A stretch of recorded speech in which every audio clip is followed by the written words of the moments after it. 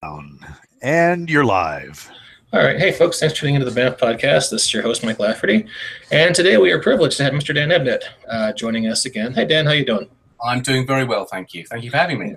I very much appreciate you coming back. For those of you who aren't familiar with Dan, he's the guy who was sort of the architect behind the latest incarnation of Guardians of the Galaxy, which has enjoyed some small fame and renown. Tiny success. Currently, well, boy, I mean, you were basically Marvel Cosmic about 10 years ago. Done so many things that would take me forever to read your resume if I was going to. Currently, Aquaman for DC, as well as Titans for DC, and various other projects, including Warhammer and a long list of others we'll get to later. So thanks, appreciate you coming back. Well, it's nice to stop working for 2 minutes and talk to somebody.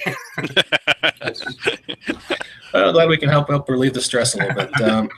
That's shock that you have as a writer at getting out and actually seeing actual people after you've been on deadline for a while.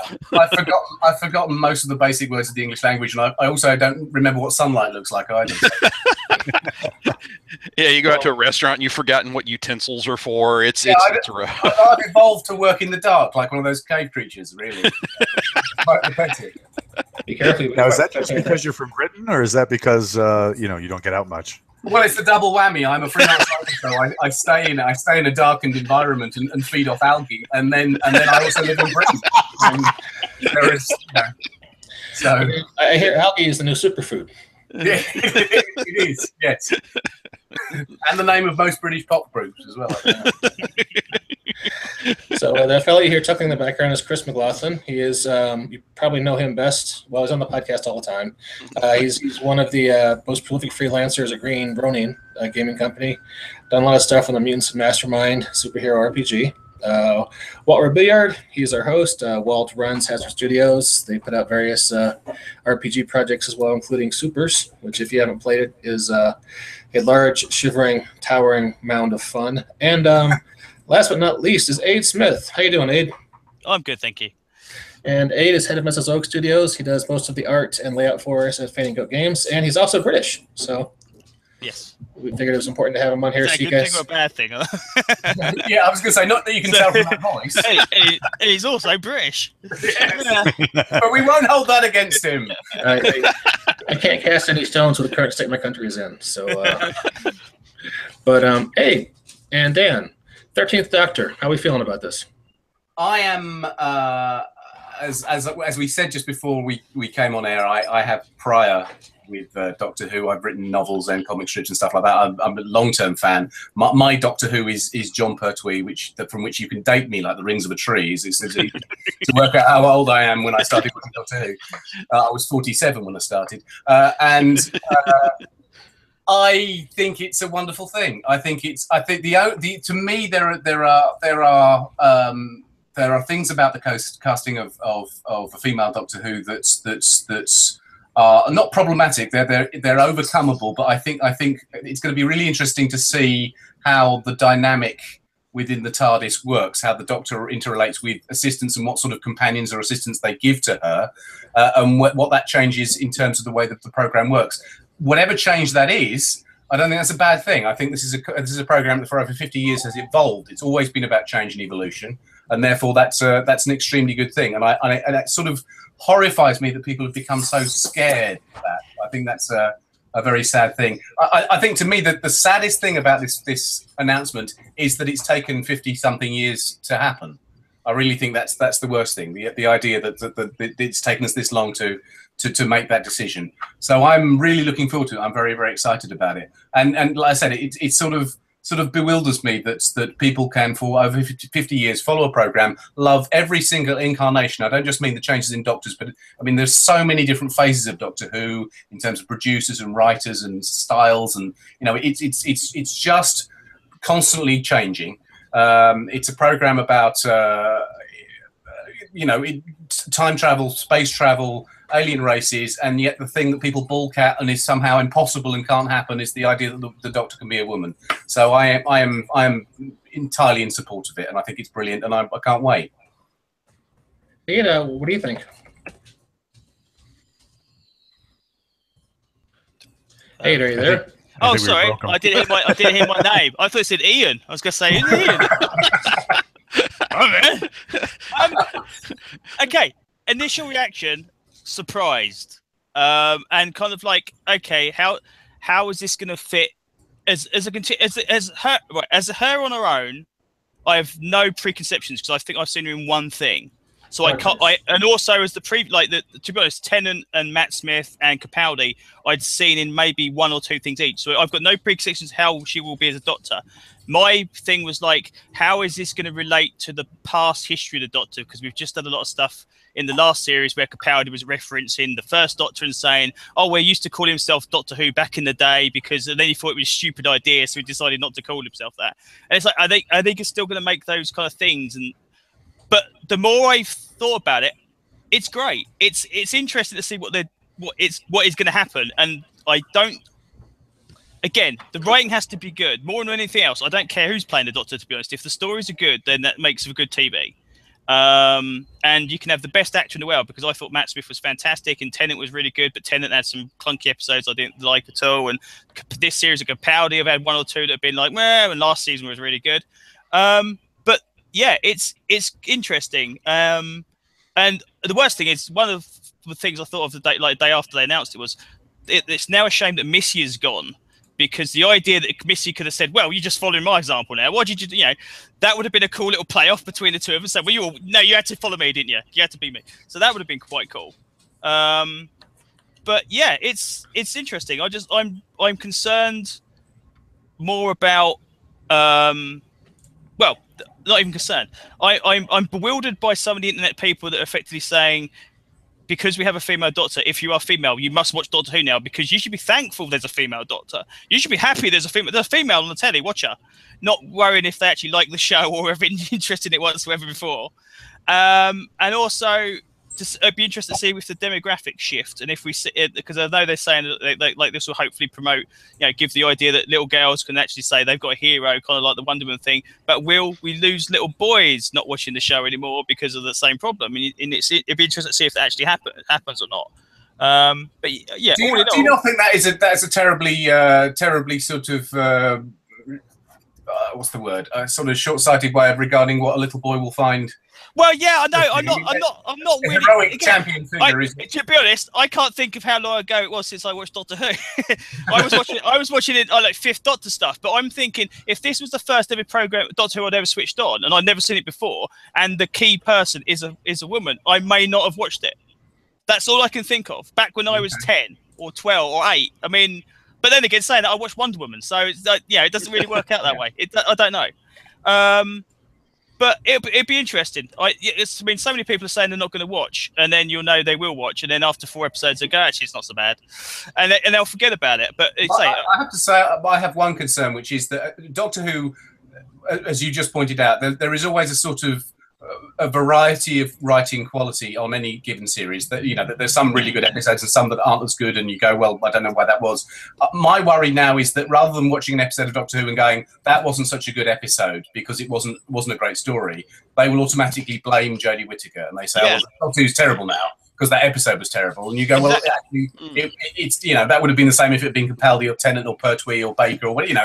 It just wasn't a good episode, and I don't like the idea that she will become a scapegoat for the variety of quality that Doctor Who sometimes represents. That's kind of like so I wrote that in my little blog thing, exactly that, because I can think back to episodes of Pertwee or episodes of Tom Baker where you look back and think, okay, that was really bad. What was that about? You just run around for 4 episodes and nothing really happened, but you never go, well, Tom Baker was terrible in it.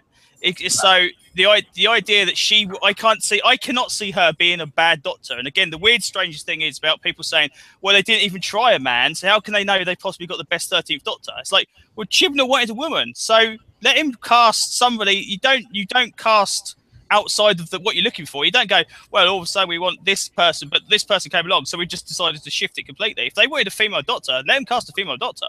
That's perfectly acceptable, and I think she'll be good. But I just don't. I think the idea that well, she's only a woman, so a man could have possibly been a better 13th Doctor. We've just got this kind of half-assed female Doctor that came along and did her best. God bless her, and that's just terrible. It is absolutely awful. The interesting thing will be, again, and talking when she's not even been on screen yet is what happens next time when they cast Doctor. Do we have people then complain if they put a male in? Oh, well, you only give the woman one Doctor, or do you know? And it's just gonna. People will argue over the most minor things on the internet. So to be honest, back if the internet was around in the 70s or whatever, and it's oh my god, they're turning Pertwee into Tom Baker. What's that about? It would have always happened. So. Well, this is great. 3 Pertwee fans all in the same cast. This is great. Well, I tell you that this could be fabulous. I mean, there's just something about making a creative change that sometimes can make all the difference. Like in my very bizarre viewing habits, I was catching some of the early episodes of The $6 Million Man, and I'd forgotten at the beginning of that show, they made him sort of like a harder version of Sean Connery's Bond. So he's basically like a douchebag with bionics. Yeah. And the show almost failed because who wants to see this guy that you hate get superpowers on top of it?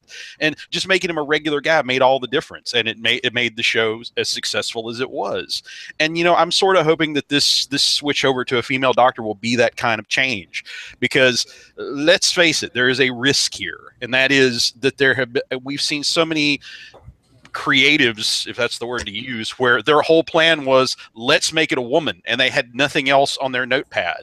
Yeah, you know, I'm thinking of Star Trek Voyager. I mean, they had no ideas other than, well, let's make the captain a woman and keep doing next gen. Even though we're pretty much out of ideas here, we'll put a woman in it. And or you know, it kind of the Ghostbusters reboot, which really broke my heart, because they hire 4 of the funniest people on the planet, and then their next idea was, let's have them fight the Marshmallow Man again. And that was just such a creative letdown. You know, and I'm really hoping that this isn't the first bold move they're going to make. You know, if they make it a woman and stay conservative, I think that will be a very sad missed opportunity. I'm also worried about her personality, in the fact that if they decided to give her a slightly Capaldi or First Doctor, or even like the 6th Doctor when he first regenerated, like a slightly annoying, brash personality, yes, all she'll get was like, oh, well, she's just a bitchy Doctor. We don't like the bitchy Doctor, and it's just like, why could you accept that kind of personality from a man, but not from a woman? But again, I like the idea at the end of the Capaldi Original Run, where he basically says, when he regenerated, if I can't be me, I don't want to be anybody. The idea that he kind of basically just discards his entire personality and turns into a female Doctor from then on. What a great idea! What a fantastic idea to just basically let him just reset himself and say, okay, right, this is me from now on. Get rid of the rest of the stuff. And another thing would be, if possible, somewhere in all this, or in all the stories they've got, and hopefully we'll see a bit more Gallifrey, would be to reintroduce the concept of looms from the novels, which basically, so that the Time Lords are like loomed on, kind of effectively artificial creations on a loom, and their consciousness is kind of put inside the bodies, because it generally means whatever sex you are, it makes no difference. They're all completely artificially generated. They're literally just a body with a consciousness, and that consciousness could be a male, female, whatever. So yeah, it's not a big deal when you think. The more you think about it, as someone, especially when you look back over the many times we've seen Romana regenerate, and she got a chance to pick her version of regeneration, but even having different alien races as a possibility. Then we've seen other Time Lords like the Corsair. We've seen obviously Missy regenerate to female. End of the day, in canon reasoning, no problem with it whatsoever. No, in many respects, it's actually the easiest long-running character franchise to make a gender alteration to. Much easier than James Bond or even Star Trek or something like that, because the Doctor is essentially an androgynous figure, a wise alien androgynous figure, and there is absolutely, you know, it's so fully realized within the continuity that this could happen, that it's sort of easy, and it'd be interesting to see what they can do with it to make it, you know, as compelling as possible. Like I said, I think to me the biggest regret is it's taken them so long to make that decision. That it should have happened sort of several Doctors back, because there's now such a weight of expectation on it either being good or bad, and I think that's a terrible shame. It would have been quite cool if it was like one on, one off kind of thing. Well, yeah, one female. I did see a really completely unconfirmed, but did you see the internet rumor that the Christmas special is going to be Capaldi, and obviously the guy playing the First Doctor, the Hartnell Doctor. And somebody was suggesting that actually, because of the number of regenerations, the whole brouhaha about how many times of Time Lord can regenerate. It's actually Capaldi will cease to be, and it will be the first Doctor who regenerates into Jodie Whittaker. And somehow this is a parallel life for the Doctor going the other way. And I went, that's interesting. That would be quite cool. Yeah, that would be quite cool, because effectively you just get rid of all that continuity you've got to worry about and basically say, right, don't worry about that. This is now the new version. I mean, this is kind of like what Russell T Davies was almost trying to start with in 2005, where he basically had these new things and like, okay, we're not doing continuity. We're not doing continuity. Damn, we've got to mention Gallifrey. Right, we're not doing continuity. Damn, we've got to mention the Daleks. Okay, right, we're not doing continuity.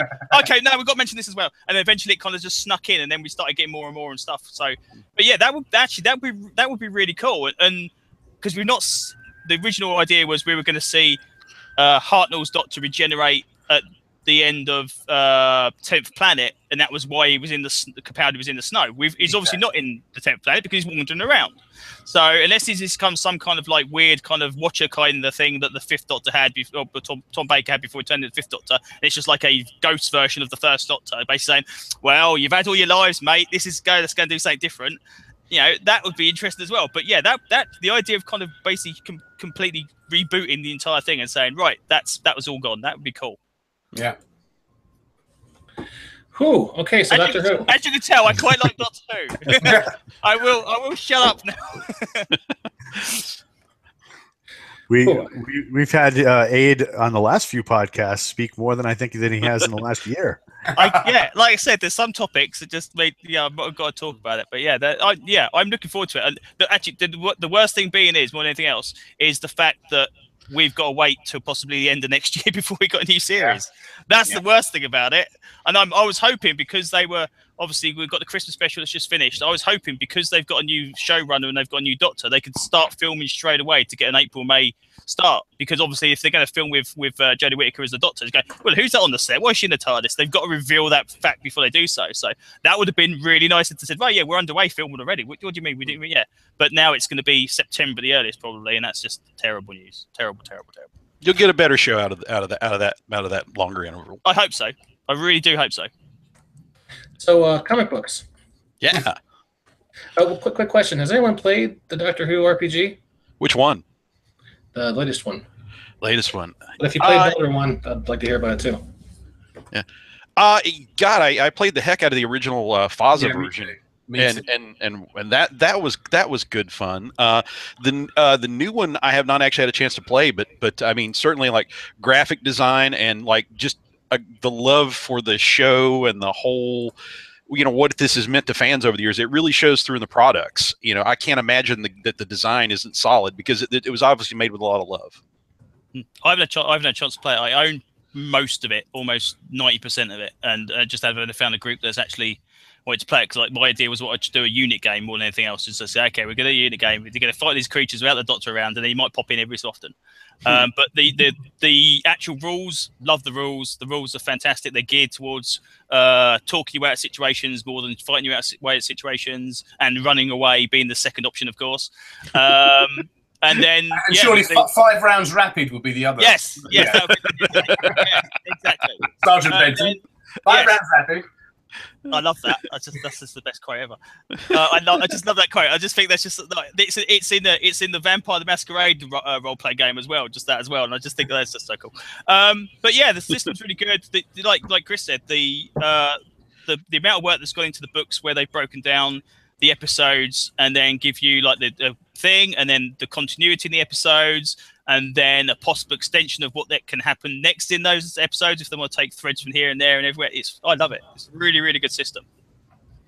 Okay, Dan, you ever gamed Doctor Who in any incarnation? In the original game, years and years and years ago, I was a very, very enthusiastic. I still have all my role playing games on a shelf down in the room below me where I store comics and stuff like that. And I was a D&D player, a Traveller player, a Call of Cthulhu player, RuneQuest player, Gamma World, and Doctor Who, and Judge Dredd, and anything else that was around at the time. I loved them. And the Doctor Who game is pretty damn good. All right, cool. Well, hey, can we segue over to comics now? Have we got the Doctor Who spleen sufficiently expressed? I was going to say, the Doctor Who rant, I was going to say, but yeah. Okay. So, Dan, you work a little bit for DC Comics, huh? A little bit, yeah. Line for segue. Well, Walt, I know you're very excited about Aquaman. Do you want to take the lead on this one? We could bounce back and forth, but I've been very excited as some of the longtime listeners will know. I was always a Marvel guy coming in, and not too long ago, Mike said, "Hey, are you reading Aquaman? Because Dan Abnett's writing it." And I've read most of your novels for Warhammer, and I was a fan, so I'm like, oh, I got to check this out. So I've been hooked ever since. Holy Game of Thrones underwater. Wow. Right? You know, and not just the fact that you have a guy that's trying to run a kingdom and trying to mediate two different peoples trying to work together, but there's so much crap being thrown at this poor bastard, and you're just thinking to yourself, how's he going to get out of this? You know, I love the fact that he's not always, the way you're writing him is not always, well, I'm going to disagree with the surface, and you Mira, and you're my undersea homeboys, so we're gonna be tight. And I love how sometimes he agrees with the people you think he's going to agree with, and sometimes he goes in a completely different direction. And it's that you just sense that this guy really is having a hard time trying to navigate the waters of leadership, and it's really been a great run. I'm really enjoying it. Well, thank you very much. I think that's one of the things I mean, when they asked me to take the book over, which is at the end of the New 52 run, I did the last few issues there, and although my run officially starts with the Rebirth stuff, I've effectively been on the book for about 30 issues now. And it's all one continuity, and it's that continuity has grown out of what Jeff Johns and others did before me. And fairly early on, I thought that the king aspect of his multifaceted personality, he's a superhero, he's all sorts of different things, but that is a thing that's sort of taken for granted, and it's the thing I wanted to explore. I wanted to literally build up Atlantis as a character, with sort of flesh it out rather than just being a city under the sea, that it had personalities and intrigue and stuff going on, and had a very strong atmosphere, tone, and quality, and that almost the hardest thing to be is a king, is a monarch, is trying to do those political things you're talking about. But it's actually harder than being a superhero in many respects, because often a superhero has very simple binary choices to make, whereas being a king is a much more complex thing. And I think I'm glad you picked up on that. But that idea that he doesn't necessarily politically go in the directions that you expect him always to go, but he's always got what he hopes is a good reason for doing it, is quite important, to show that you don't just keep anybody in charge of a nation, doesn't just keep pleasing one part of that nation all the time. You've got to keep all the plates spinning. You've got to make sure everything works. You've got to make sure you're making decisions, even if they're tough decisions. And so really that is a core of something that I've tried to explore. And I hope it's made it interesting. I hope it's sort of added a dimension to him that was always there, but not often played with, really. And obviously, we've got to issue 25, which was out last month. At which point we've given the art teams, we have rotating art teams when it was on a 2-weekly basis, who did an outstanding job. I mean, just amazing job. I think we were the only Rebirth book that kept the same small group of artists on the books and sustained it through its first 24 issues, its first year's worth of publication. Everybody else had to pull in extra people to keep up. Those guys just did an amazing job. But it was time to give them a bit of a rest, because they had really worked really hard. So we've now switched to monthly, and we've got the new artist who's got this amazing fully painted style, because he's got slightly longer to work on stuff. And I've been delighted by the response, because to me it's just the story is continuing. We've just changed artists and given it a slightly different look, but the story has attracted the attention of all sorts of people, and the reader response, and indeed the press response, has been extraordinary. I've been asked for interviews with all sorts of people I wouldn't expect to be interested in a book. I think because of that political content. I think that's the thing that's drawn people to it. And I've been enjoying writing Aquaman since the day I took over, and it's a terrific thing to do. It's obviously a character that sort of, I feel, suits me. It sort of suits the sorts of things that I do. But the run at the moment, the story Underworld that we're doing at the moment, which is the current story that's being published, I'm just loving it. And clearly the editor's loving it too, because you know I would always get notes on an issue. I'd send a script in, I get a few notes. Can you tweak that? Can you change that? There would always be things to tinker with, because that's how the process works. But with this, I'm just getting sort of smiley emails from editors going, this is fantastic. So and I think if you jokingly referenced Game of Thrones, and obviously I'm not in any way trying to do Game of Thrones, but when you are setting a story, as this current story is, firmly based in Atlantis, and it's about the factional infighting going on at every level of society in this essentially ancient society. It happens to be high tech, but it's ancient and it's magical and it's all sorts of things. There's so much fun trying to twist and turn all the intrigue and the surprises as to who's going to do what and who's going to side with who and all this kind of stuff. I think it's just a delight to do. So we're having enormous fun. And I think that's one of the principal things that going back just a little bit to what you mentioned before. When you look at the Batman books, you feel Gotham City as a character. Yeah. And not only that, it's when you think of Gotham City, the one thing that always comes to mind of a lot of people that I've talked to before is that Gotham City is a meat grinder. It's the bully. Yeah. And Batman's job is to stand up to the bully. And I think that with what you have going on here, bringing Atlantis to the forefront and all of the different factions and stuff like that, it almost elevates it to that same level where now Atlantis is as much as a character as anybody else in the story, which is amazing, fantastic. Well, I think. Thank you for saying that. I think essentially Aquaman is probably the most SF or fantasy book in the DC universe, because it's got this idea of this ancient forgotten culture, and as far as I'm concerned, it therefore requires the same level of world building you put into an SF novel or a fantasy novel or whatever. It needs that texture. You can only get by for a very short while on going, well, he's the king of a city under the sea. There it is over there. You can see it in the distance. And that's it. Because it becomes meaningless. Atlantis is such an important part of the DC universe. The sort of threat it poses just by existing. You need to know it more. You need to know it better. It needs to be fully realized. I mean, one of the first notes I gave to every artist working on the book when I came on board was make Atlantis look bigger. It is not the fake castle novelty that sits at the bottom of a fish tank. It's not this tiny little discreet thing that the fish is swimming out of. It's this. I'm picturing somebody off in the distance going, "It's only a model." It's only a model. Shh. And I said, no, draw it as expansive as LA. Make it enormous. This is a nation underwater. And as we've done in issue 25, Stefan's been doing this amazing stuff with.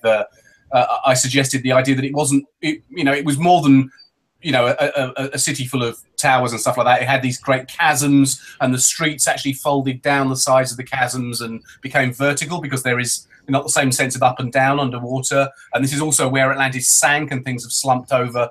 And that you have these sort of layers, this stratification, and you therefore have layers in the society, literal layers and a class system. And we've introduced a great deal more of sort of undersea mutation. There's a line actually in the issue that's out at the moment where somebody says you can't expect people to live in the sea for this long and the sea not affect them. And so we've got more outlandish. There are scenes that are something like out of I don't know, Jabba's palace, where there's extraordinary crab men and people all wandering around. They're all Atlanteans. They have just been transformed by their long lives under the sea a great deal more. And to me, that gives it a texture, so that I could do a story, for instance, where Aquaman goes to Metropolis and fights alongside Superman against Brainiac, but his presence as the king of this place has more meaning, because in the reader's mind, they know what that place is. It's not just this idle word that's dropped into conversations. And it's just it's that thing. Like you said, Gotham is one of the main characters in Batman. And there are a few other places, a few other comics, a few other books where the location is as important as the people in it. And to me, it was time to do that for Aquaman. Aquaman's been around for over 75 years. He's never had an enormous supporting cast. It's not like... he also hasn't got an enormous rogues gallery like the Flash or Spider-Man or something like that. He's, comparatively small number of long-standing characters, comparatively small number of villains, classic villains. The characters he's got are amazing. I think Mira is one of the most underrated characters in the DC universe. Extraordinarily potent character, would make a great Doctor Who, obviously. And I just thought it was time to give his Atlantean culture some sense of reality. And it's interesting, the Gotham comparison. I mean, spoiler alert, but obviously issue 25 is already out, so people have read it, so people know this. But one of the things that we've done to mark this change in art style and the book going monthly is we have actually usurped Aquaman. He's no longer the king of Atlantis. He's been overthrown by a tyrannical right-wing conservative who wants to make Atlantis great again. I have no idea where that idea came from. and as a result, Aquaman has regards himself as having failed his king. He was basically rejected by Atlantis for being too progressive and too liberal-minded and trying to do things that the Atlantis, in its traditional sense, did not want. And he has ended up sort of living in the lower depths of Atlantis in sort of self-imposed exile, where he is only known as the Aquaman. He's this shadowy figure. People think the king's dead. They don't even know he exists. And I literally, there's a line in issue 25 where he talks about, I have a friend who protects a big city, and he hides in the shadows, and people are afraid of him. And you realize that Aquaman is deliberately being inspired by the way Batman works in Gotham. So that parallel you made between Gotham and Atlantis is very real. He's in the Hell's Kitchen of Atlantis, this place called the Ninth Tride, which is the bottom of one of the chasms. It's the worst possible place in Atlantis, and he's trying to bring justice and order and fairness to people on an individual basis. And it's the first time that, to me, that Aquaman has operated as a classic vigilante superhero. This is almost a book in which Aquaman is the Spider-Man or Daredevil or Batman of the book, and it just happens that the city he's in is underwater. And that allows us to do some extremely wild and crazy things. But all the parallels are there, and that's very deliberate. And people seem to have responded to that enormously strongly. The fact that is the kind of the top line of a much more complex plot, which involves, you know, the tyrannical rule of the city, the people being unhappy with it, the different factions trying to see what they can do about it, the return of powerful and dangerous magic to Atlantis as its primary technology, and also the tension in Arthur. Aquaman himself, whether he is going to do anything more than he's already doing. You know, should he fight to regain his throne, or is that pointless? Should he be trying to deal with the danger at the top of on the throne of Atlantis, or does he need to deal with the people he feels he neglected as king? So there's so many things, but it's like the texture opened up. But I guess to me that light bulb moment when I just imagined him as the Aquaman, as this ghostly figure who is in the alleyways and the back streets of Atlantis, sort of dealing with the Atlantean equivalent of muggers. Of course, they're 6 foot with some laser whips, but that's not the point. And he's using his powers. Everyone mocks Aquaman as the joke superhero who talks to fish. What can you do? I can talk to fish. Fantastic. But he's using his aqua telepathy, and he's using sea life. There's a great sequence in 25 that was rendered so beautifully in the art, where he pulls in shoals of tiny fish that literally cloak him. They're like smoke around him, and you can't see him. And these guys are being taken out by this figure they can't see that is moving because there are fish all around him. And to me, that's what his powers are about. That's making his powers suddenly dynamic and quite terrifying, rather than, you know, getting a turtle to bring you another cocktail or something. It definitely does seem odd that over the years we've never really had Atlantis-based storylines for Aquaman.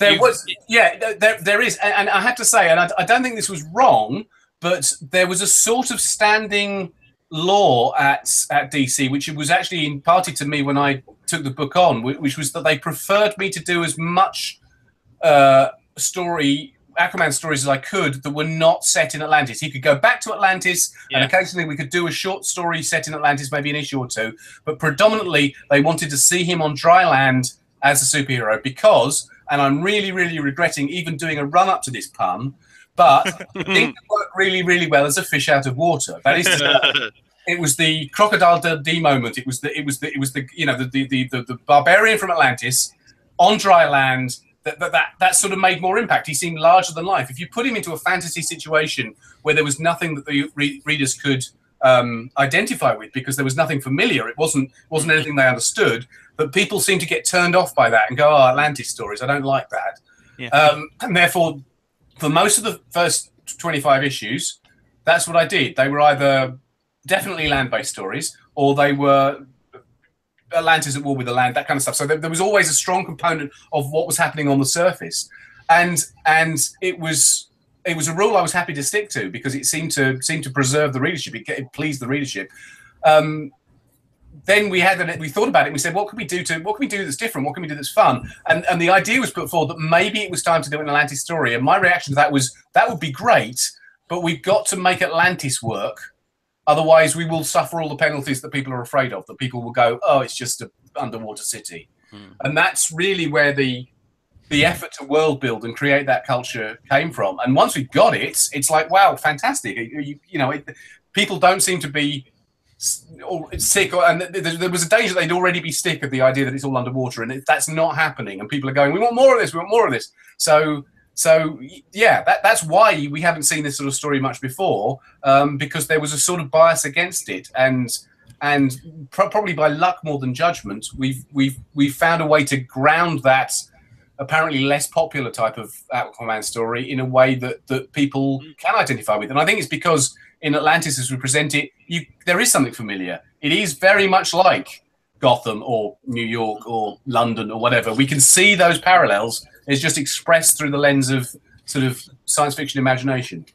It also allows Aquaman to actually use powers in water. It's like, okay, Aquaman, yeah, water's a probably high concept for his power set. Let's put him in water. That'd be really cool. So instead of like, remember the Simpsons episode where they talk about night boat, and it's like, oh, there's a canal. It's like, Aquaman, what are we doing? Well, I'm going to Metropolis. Is there any water around? No. Oh, no, there's a canal over. That's fine. So yeah, the idea you can plonk him in water and actually use powers that you've never seen him use before because he has access to the fish. That's just cool. It gives him something to people go, I've never seen that before. That's smart. So yeah, that's good. Good. Well, I have a question for Mr. Abnett, and this is something I one of my first freelancing jobs was working for West End Games back when they had the DC license, and we had run through a series of successful source books. We did a Superman book, we did a Batman book, we did a Justice Society book, so on and so forth. And we were getting around for a round of new pitches, and I came to my line developer at the time, very, very excited about, hey, you know what we need to do? An Aquaman book. And he was kind of like, well, okay, what would be in it? And I was telling him, like, well, okay, history section, we stat up the character, we stat up Aquaman and the supporting cast. And he said, well, what's your adventure going to be? And I looked at him and said, Aquaman has to fight all his most dangerous foes. Black Manta, the Ocean Master. And then I was kind of down to the Marine Marauder, Fisherman, and the Scavenger. And I don't think I've ever gotten a colder look from an editor. So the one thing I've been wondering since that pitch failed horribly is one thing I love that DC has done in recent years is they've done some cool things with some really, really, sort of passe characters, like the cool reinvention that Jeff Johns did with the Black Hand around the time of Blackest Night. Yeah. And I was just curious.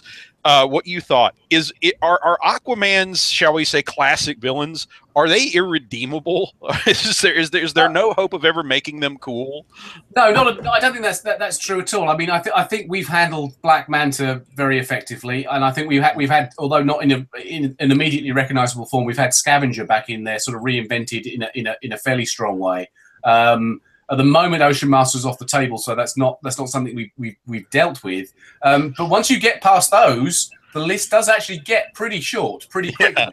So there are some characters, they're not necessarily villains, but there are some characters from Aquaman's long history that I've been thinking about developing and doing various things with. But one of the things I've tried to do since I've been on the book is to create a new rogues gallery for him and to create villains that are entirely appropriate for him to deal with.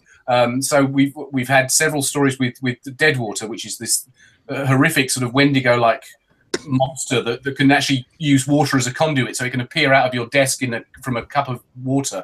It's a terrifying thing, which worked really well because we've got a very good, strong sort of horror theme to that. And I've also pitted him against foes that are not traditionally his. So there was a very strong story with the Shaggy Man. Yes. So there are all sorts of things you can do. I think sometimes putting Aquaman up against somebody else's villain shows you quite how tough Aquaman is. But by the time we got to 25, I realized that we had already begun to flesh out a cast of antagonists that was actually surprisingly strong, particularly Coram Rath, who is the guy who is now king, who was basically a terrorist leader from the Rebirth issue. He's this figure of danger, who has got people in his service who are themselves quite strong, powerful characters. And as was pointed out just a minute ago, putting him underwater and putting him in Atlantis immediately makes it possible to create villains for him instantly, as it were, because they're sort of people who have been in Atlantis. In the news story, we've got this monstrous crime lord called Crush with a K. Crush, who's basically a giant crab, but he's the sort of Jabba the Hutt meets the Kingpin meets all, but he's perfect crime lord for Atlantis. But the idea is that, well, Crush has been there all along. We didn't have to have the origin moment to explain where he's come from. Whereas all the time you've got Aquaman adventuring on land, if he creates a new villain for him to fight, it's either a completely not sea-based villain, i.e., a villain that could be created for any superhero to fight, and just you can make an interesting story out of that, or it has to be somehow ocean-related, which on dry land, as you pointed out, is quite difficult because it then ends up being quite tenuous. That this guy who's got ocean-related powers happens to be the guy that Aquaman meets in the middle of Milwaukee, and you go, well, how that's okay, that's convenient. So at the moment he's in this city, in this first story arc, we've got Koramrath, we've got his chief magician called Loke, who is going to be a fearsome beast. We've got Ursel, who is his drift commander, dangerous female, sort of Gamora type female who serves the king. We've got Crush. I've already mentioned that. Crush has also got a henchman that we've met in the latest issue, who is a rogue sorcerer. So within the space of an issue and a half, he's added at least 5 key characters to his rogues gallery. Characters I could see operating for quite a long time. In fact, one of them, I won't say which one, but one of them I was about to kill off, and the editor went, "Don't kill him off, he's brilliant." And I went, "Okay, that's him very badly. He's getting better. I'm all right, really."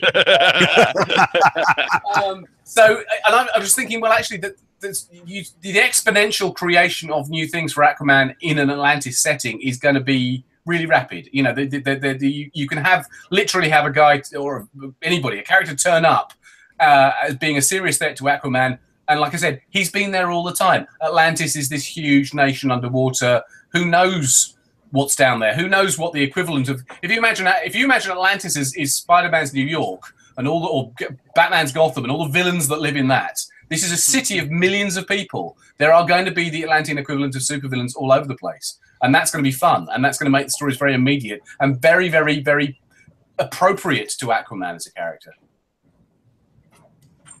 So it sounds like we'll be seeing a lot more of Aquaman and Atlantis then.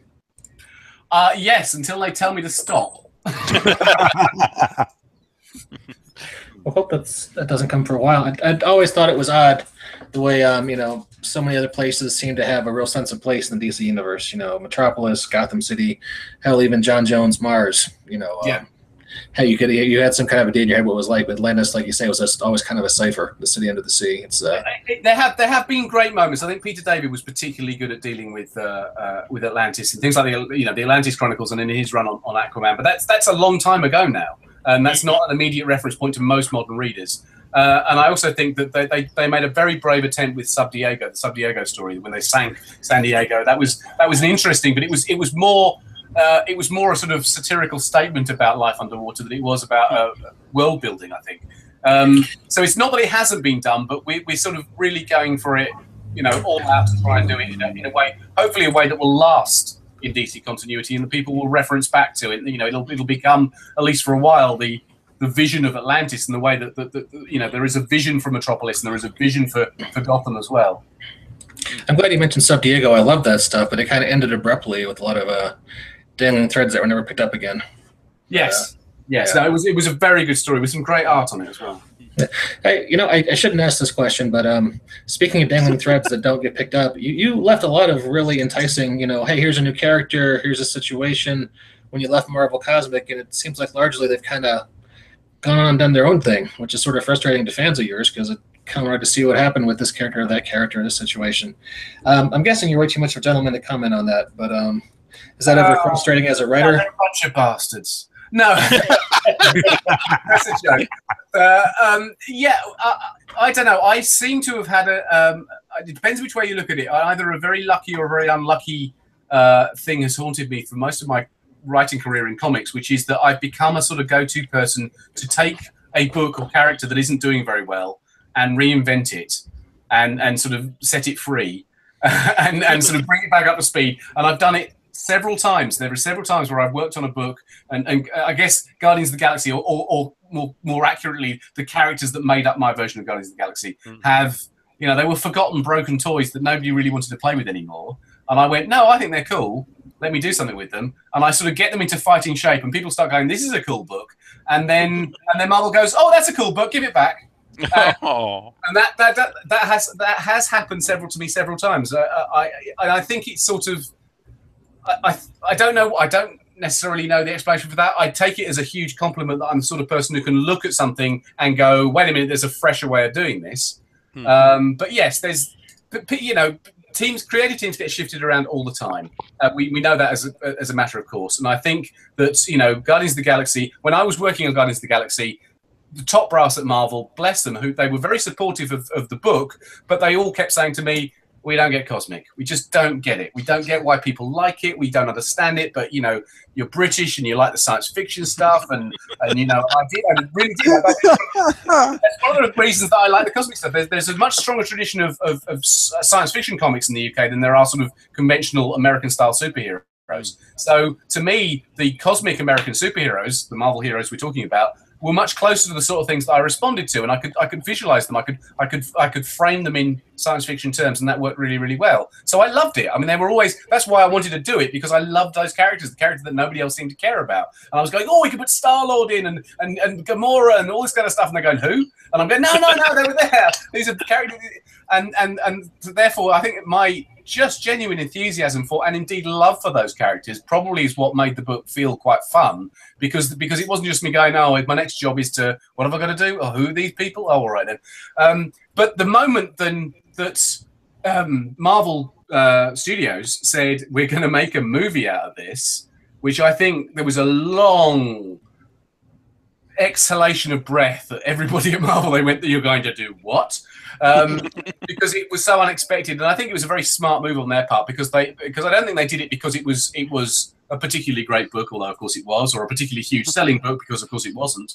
But I think their decision was to open up the Marvel Cinematic Universe into a whole new dimension. Well, let's do a big space film. Let's have our own, you know, our Star Wars equivalent, because we've got this, you know, they wanted a different style, a different type of film that could fit into that wonderful mosaic of the movies. And Guardians of the Galaxy was sort of an obvious pick. And I think there was also almost a sense of it being, dare I say it, sacrificeable. That is to say that if Guardians of they made a big space movie with superheroes in it and it bombed, which it could well have done, then they could go, well, we're not going to do that again. Let's stick with it. We haven't lost the Silver Surfer. We haven't sacrificed Captain Marvel. You know, we can move on from that. Guardians of the Galaxy aren't as important. We can't dare make that kind of the same experimental risk with, say, Captain America or Thor, because they're our breadwinners. So they did it, and of course, suddenly, you know, everybody in the world knows who Rocket Raccoon is, and that's to me is a brilliant thing. And I think the movies are great. I think James Gunn is a fantastic director. I think he's done an amazing job. And of course, at that point, Guardians of the Galaxy becomes immensely attractive to people. The editors are going, "Oh, I love Cosmic. I thought you said you didn't get it." Well, no, I love it. I've always loved it. And the other writers are going, "Oh yes, I'd like some of that." and you know, they go, "Well, it's probably time for you to move on from that, isn't it, Dan? Because you must be all out of ideas now. You've been on that book for a little while." And I'm going, and that's the way it goes. You work for hire. That's the way it works. D is lovely, though. Oh, speaking of books that you fixed and then went away, I really love the work that you did on Earth 2. I got really emotionally invested in those characters. I've been a Justice Society fan as long as I've been a fan, and you know, having gotten emotionally invested into these reborn characters, I loved your work. I thought it was so sad that, like, wow, it's ending, and now finally somebody has gotten them right. Yeah, that's a good example. Earth 2 is another good example of me being given something that wasn't really working and was about to sort of fall off the map, and they said, "Can you do anything with that?" And I went, "I'll give it a go." The same actually applied probably nearly 20 years ago now to Legion of Superheroes, which I ended up writing for 5 years and got people interested in it again, because it was just becoming a little bit tired. And in both cases, I did an awful lot of world building to make people interested in the book again. And with Earth 2, I think we sort of almost knew the writing was on the wall, but they sort of needed it to be gently led away in a respectful sense, rather than just being sort of killed on the spot in front of everybody. And we actually ended up getting, I think, probably about 8 issues more out of the book than we were anticipating, because they said, actually, this is going really, really well, keep going. And we wound it up because we were going to wind it up anyway. Like I said, the DC extended it because DC's are lovely people, as I said just now, but they actually wanted to make sure that there was a proper respect given to the story and proper respect given to the fans who were reading it. And they said, can you do a story that actually takes us to a definitive, at least for now, conclusion? Can you wind it up rather than just saying, oh, the next issue is the end, cancel it? And so I was extremely grateful for that. And it did mean that I could be sort of slightly more experimental towards the end there and really try and bring the story full circle. And to me, the problem with Earth 2 was the stories that had run up to it, many of which had been really, really good, had all been so big. I sort of almost had lost count of the number of Earths they destroyed and the number of times, apocalypse had happened and that kind of stuff. So I actually wanted to try and make that part of the story and say, these people have almost been through too much and there's virtually nothing left. What do you do then? And it was about redemption. It was about reducing the scale down to people and then trying to see if they could find a way to literally breathe new life into the remains of the world they had left behind.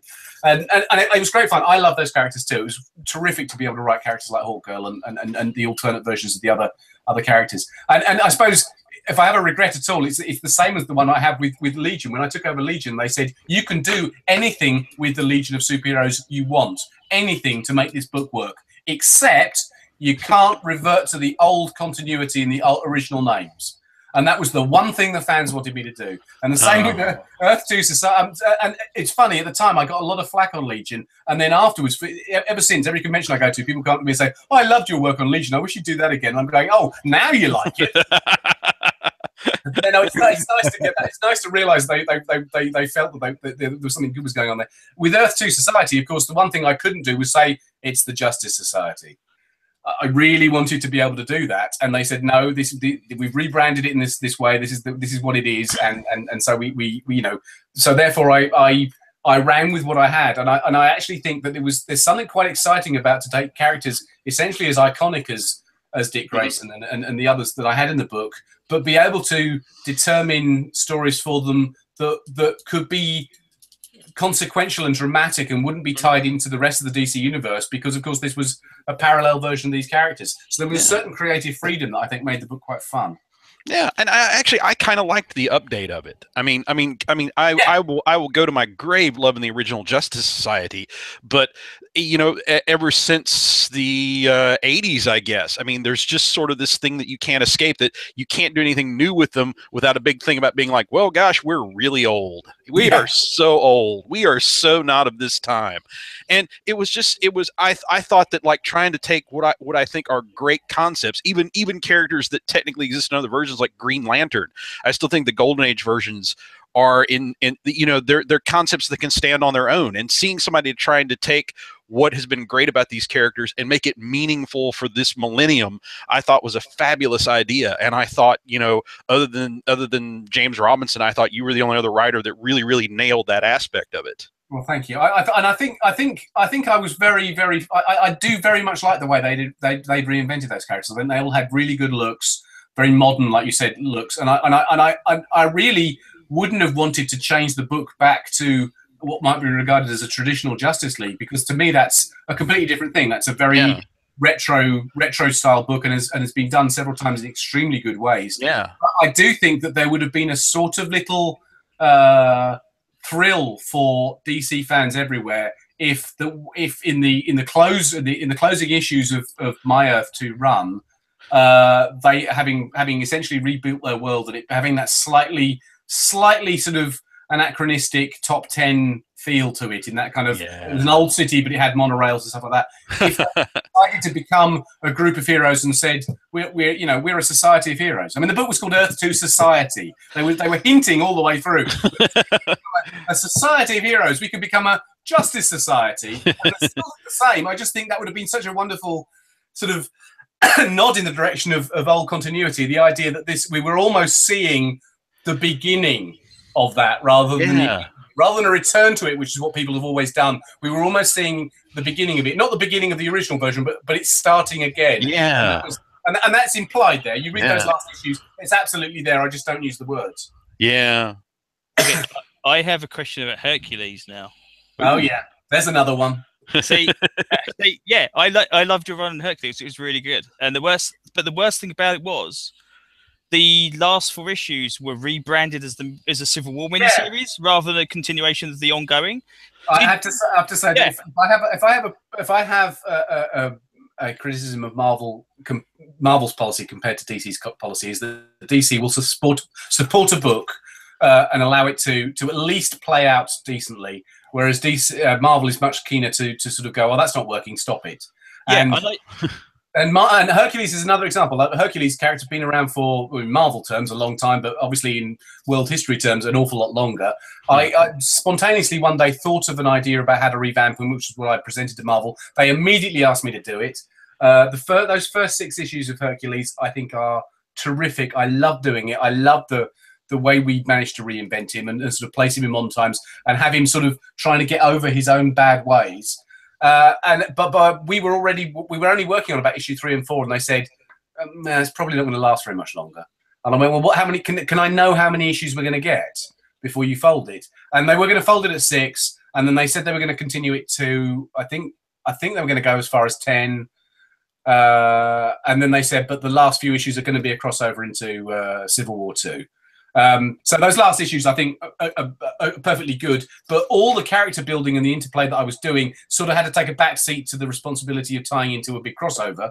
And I tried to make it as pertinent to Hercules' own story, so that if you read all those issues, and I think they stand pretty well together, you do get a complete sense of a story arc and a sort of redemptive moment at the end of it. But it was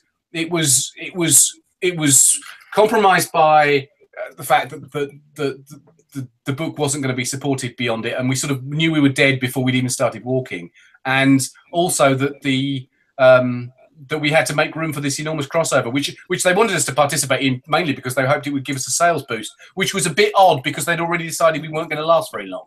So, you know, but yeah, it's another good example of taking a character and resuscitating it. I have to say I was very pleased that my version of Hercules was then carried on with. I think it was Mark Waid was using that version. They didn't immediately reset the clock on Hercules and say he's going back to the way he was before. They actually used the sort of new look and new outlook that I gave him.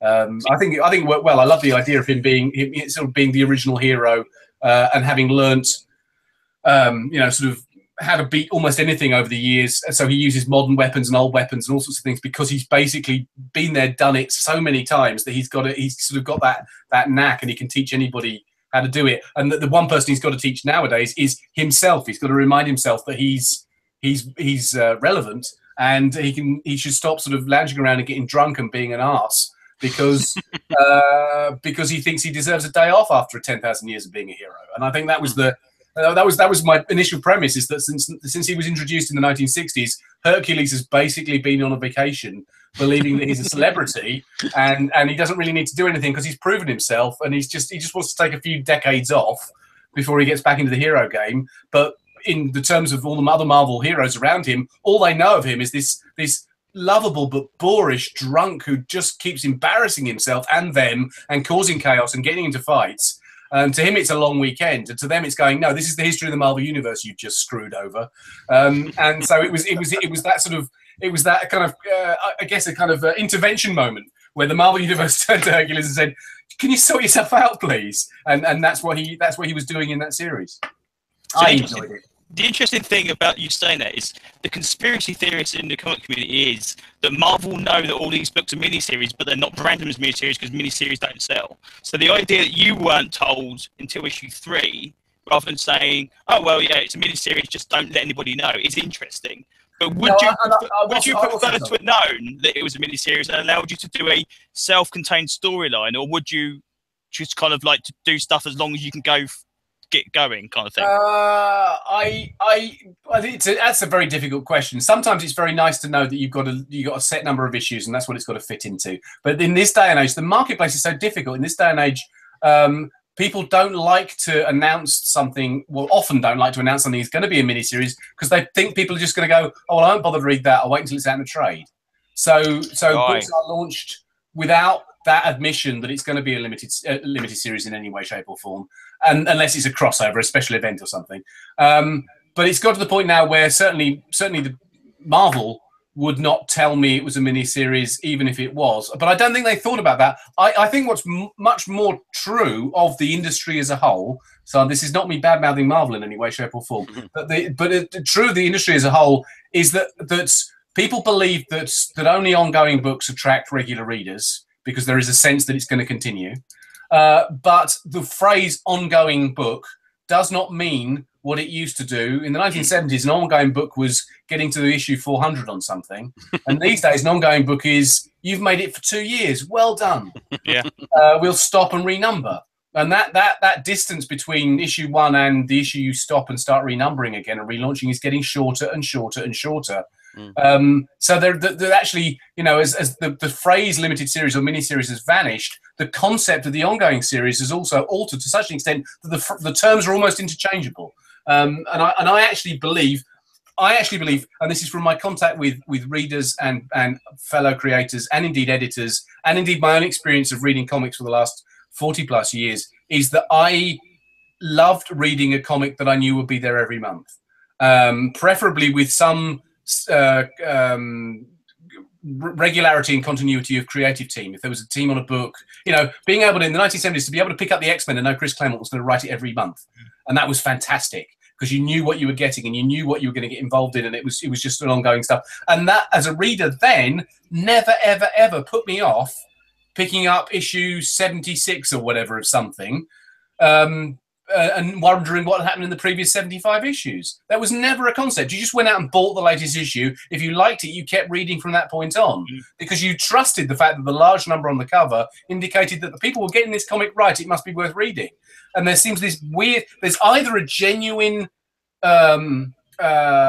dislike within comic readers today or the comic market today where unless they can get in on something on the ground floor, they're not interested in it.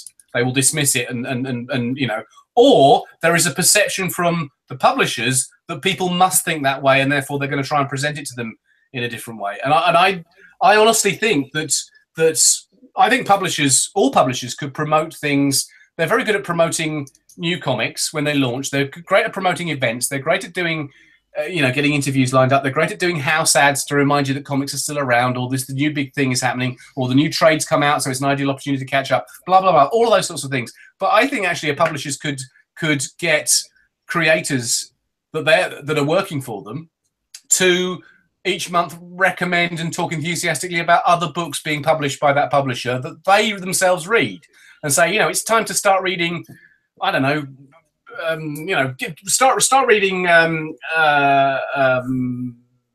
Daredevil, or start reading whatever it is. It's not the first issue, but it's great. Go and read it. I've been reading this for a few months now, and I think it's fantastic. You should read it. And I think that kind of simple recommendation would get people and would remind people that, because when you walk into a comic shop, there's a wall of comics, and you go, "Oh, I'm going to buy 5. Which one are they going to be?" And strong covers isn't really enough to do it anymore because all covers are good. Generally speaking, people get covers right these days. So the idea that there is something reassuring, there's something reassuring about the idea that a book that has actually managed to keep going for a while, and often has the same team running it, is a desirable thing. It's not like picking up on a TV show 6 seasons in and not knowing what the hell's going on. Because in TV terms, that happens all the time.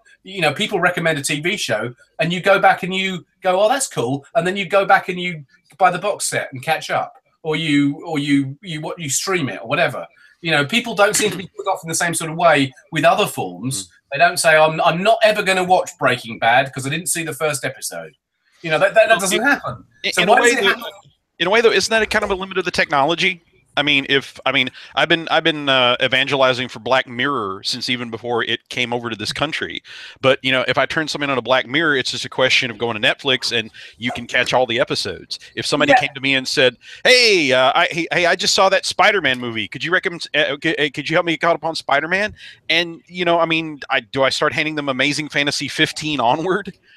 Well, yes, but that's like saying, I love the I don't know, I love the Batman movies, and you're feeling obliged to go back to the old 1940s black and whites to get them started. That's not, you'd probably recommend the Christian Bale ones, and if you like them, they can go back to the. Do you know what I mean?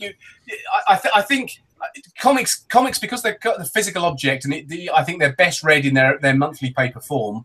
That does prove a problem, I admit, but you can buy most recent runs of everything in trade form from Amazon, if not from a comic shop. You can get older classic volumes of things in trade paperback form. Almost everything is downloadable in digital form if you really need that instant fix of catching up. I think it might be slightly more difficult, but it's not impossible. It's not impossible in the way it was when I was a comic reader in the late 70s and early 80s as a kid. You simply couldn't. If you'd missed something, you'd missed it. Yeah. I mean, you just didn't catch up. You just had to trust that comic writers and comic creators were going to do the decent thing every issue and assume the rule was every issue is someone's first issue. That was told. Jim Shooter taught me that when he was telling people at Marvel Marvel UK how to put comics together. Every issue is going to be someone's first. Make sure it contains all the basics that you need so that you can catch up. And that to me was important. Well, some of the news coming out of San Diego is apparently DC's higher ups were asked if they were going to pursue a digital initiative like Marvel's. And there was just some sort of vague, it's something we're thinking about. And, to me, until we get a Netflix for comics, it's always going to be a leg behind other media trying to keep up in this battle we have for entertainment these days. So, I mean, that's something I think that would benefit the medium as a whole if we had like a Netflix for comics. I think mythology. It is to a certain extent. I think that sort of instant accessibility is. I think the other thing is that we should be evangelizing more beyond our own remit. Most of us have a group of friends who probably like comics too. So you can recommend a good comic and they'll go and read it because they already read comics. But evangelizing beyond that to people and saying comics are cool. It seems very old-fashioned to go into a shop and buy, something made of paper that comes out every month, because there are much more immediate, exciting, explosive, and expensive things to go and play on your game console or stream on Netflix. But actually, there is an enormous pleasure from the escape of a comic. And therefore, once you've got someone hooked on the idea that that's cool, then they will make a greater effort to go and, find the back issues or borrow them from a friend or get the trade paperbacks or that kind of stuff. I think the comics, like books, are a very, very old-fashioned medium. And it's trying to convert that medium into a modern technology that makes it more accessible because you want to increase your audience is fine to a certain extent, but it sort of changes the thing to begin with into something new. A comic is a very different experience digitally. I think it's great, but it's a different experience digitally. So what we actually need to do is not to try and find a way of building a Netflix for comics. We have to do what the book industry seems to have done extremely effectively over the last couple of years, which is remind people that books are actually cool, that comics are actually cool. Do you see what I mean? When Kindle and stuff came along, everybody said, "Oh, that's the death of the paper book." Sale for the first year, Kindle sales were outstripping the sales of print books, and it was like, "Oh, that's it." In 10 years' time, there won't be a Barnes and Noble. There'll just be a socket in the wall, and that will be it. And then suddenly, in the last few years, people want to buy the physical books again because they actually liked physical books. And Kindle's great for portability and that kind of stuff, but they still wanted the physical books. If we can evangelize that kind of feeling about comics in the same sort of way, that addresses the problem, I think, much nearer to the roots of the problem than inventing a Netflix for comics. Well, I can only speak to my own personal experiences because, I've been in the classroom for 23 years now, and I can't get through a lecture without dropping in a number of comic references.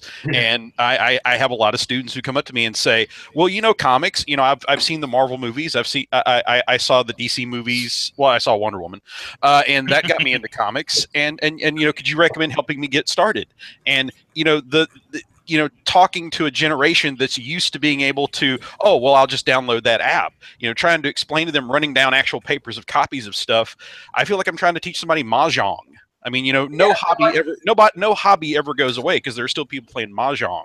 But comics have been such a great part of my life, and I would just really, really, really hate to see it lose a generation because it can't make a jump that it needs to make. I mean, God knows, I hope they're always paper comics. If you gave me a Kindle, I would politely hand it back to you because I have no interest in that sort of thing. But I'm just saying, if comics are going to reach out, we have to reach out to them. I agree, and I wasn't saying let's not build a Netflix for comics at all, because I think the more different ways you've got of contacting your audience, the better. And I think that would be a fantastic thing. I think we may find that in another 5 years' time that you can get sort of completely transparent iPads that are the size of that feel like a piece of clear plastic, into which you can download your comic and read it on sort of pages, and then download the next comic into the same vessel. Who knows? I don't know. But the point is, I think all of those things are possible. But at the same time, it does seem to me that we're forgetting that basic thing of what comics are. And in fact, I did a talk at a school recently where the kids got really excited about comics. And they obviously were quite knowledgeable because they had watched the films, and some of them had read a few comics. And at the end, I said, "Are there any questions?" And one of these kids stuck his hand up and said, "Where do you get the comics from?"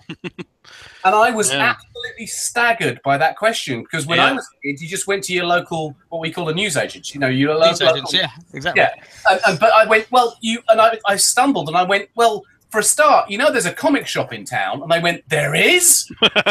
And I almost was like run over by them as though ran to the door to find this comic shop, because the idea that there was a place where you could buy comics was exciting. So they weren't put off by the paperness.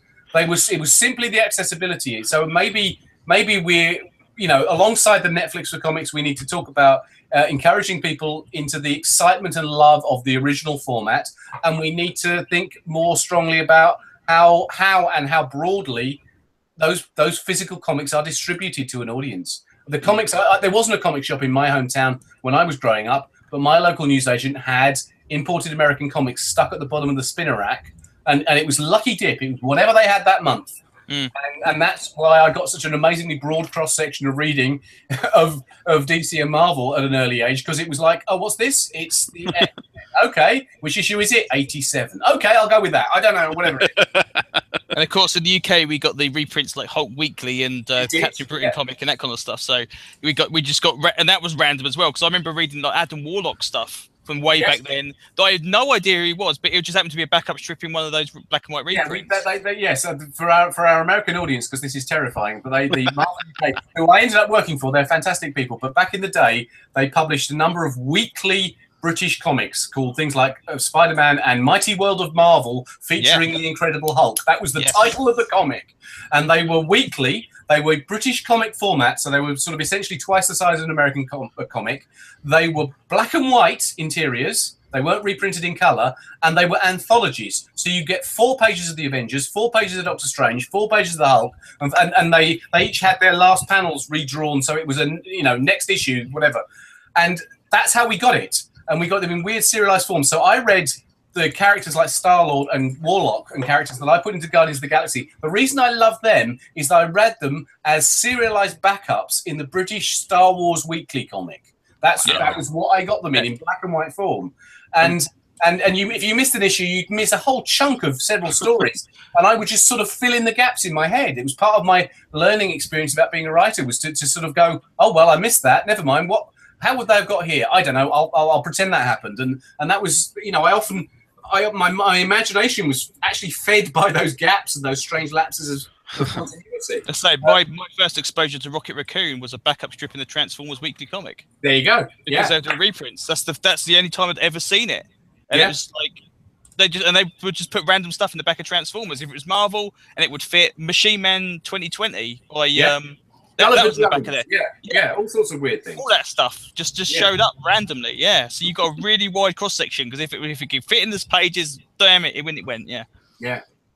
I actually went. I have to say, I found a great second-hand comic shop down in Glastonbury in the UK recently, where they specialise in old stuff. They're not so much the new stuff. Brilliant stuff. There are all sorts of treasures that I discovered leafing through their boxes. But I found a whole stack of these British black and white Marvel comics, Marty Mold of Marvel and stuff like that. Many of them very tattered, and they are considered to be sort of, uncollectible by most comic people standards. They want the American originals. They want them in color. They want them in the original publication. But to me, that's what a comic looked like. It's something like the little kid inside me went, "Oh, look at that!" And I just came back with carrier bags stuffed full of these things. But I'm slowly working my way through, because it's not just that they're great stories, because they always were great stories, but to read them in that format, to me, is thrilling. It's thrilling to see that, because it corresponds to my childhood. So going back to what we were saying earlier, finding a way of communicating that thrill to an audience now, it doesn't really matter what it is in terms of the comic that you're giving them, whether it's a paper comic or a trade paperback or someone's old back issues or a digital thing or whatever it is. But if you can communicate that thrill lives with them. And there comes a point where, when they're 20 or 30 or 40 or whatever, they go, I really want to read a comic. I really want to read a comic like I used, I think that communicates. Hey, Dan, speaking of comics, can you tell me about the Silencer Project with John Romita Jr. at the end of the year? Oh, yeah. Yes. We're very early stages with that, but obviously it is an enormous thrill and indeed honour to work with John. I mean, he's just an extraordinary guy. And that comic came out of, that concept came out of meetings we had in LA at the start of the year. And it will appear at the end of the year. And I can't really say much about it because obviously this is DC's trumpet to blow, but it has already been announced that it will happen. It's a book that's sort of going to come out of the metal crossover that's going on now, although tangentially. And it's a sort of, I suppose, could be described in a small way as a sort of second stage of Rebirth. Rebirth was taking the classic DC heroes that have been around for a long time and trying to, sort of not reboot them, but to bring them back to their pristine glory and say, look, you've forgotten Aquaman, for instance, but, he's fantastic and all that kind of stuff. And that worked very well for DC indeed. And now they've gone, actually, we haven't forgotten how to create new stuff as well, because every comic company stands on the quality of its creations. So there will be characters, including Silencer, that are brand new creations that will fit into the DC universe. And like I said, the fun of brainstorming that with John and seeing the first few pages come in and beginning to work on that is just terrific. Are all these books like Young Animal, as they're considered an imprint, or is this actually kind of like just a collective term for something that's actually just set in the DC universe? As far as I know, it will be a DC book. It won't be under an imprint of any other sort. Metal is simply the big Batman event that's going on now, and the events in Metal will sort of open, not literally but metaphorically, open doors in the DC universe that will allow new characters to enter the continuity. I'm not saying they're all extra-dimensional aliens. I'm just meaning that there will be opportunities for discovery, that people will find their places in it, and therefore it will be a DC book, and it will have interaction with other DC books. That it will not be a standalone thing, but it will have an awareness of the DC universe around it. In fact, I think the second part of the DC event, Metal, I think the first one was called... Casting was one of them, wasn't it? I can't remember which way around it was. I think isn't it the Forging is the second one? Yeah. I've got it. Hang on. I'm leaning over into my issues. Yes, it was the Casting. It was the second one was the Casting. There is 3 or 4, about halfway through, Batman has a conversation about a character called Silencer. And so it's already being seeded into there. The conversation is happening, and I was reading it the other day and went, "Oh look, I invented that." Well, it looks like there was an announcement back in April. Yes. Going to come out in September. They have announced it, and they've made it clear they're doing it, and they're going to be doing. But then obviously, Metal is the big thing at the moment, so I think that you can expect an awful lot more information in a few weeks' time. Okay. There's one that's like a character shot, which I think has got possibly the New Outsiders team. I believe that was the science was on the end of that. I could be wrong.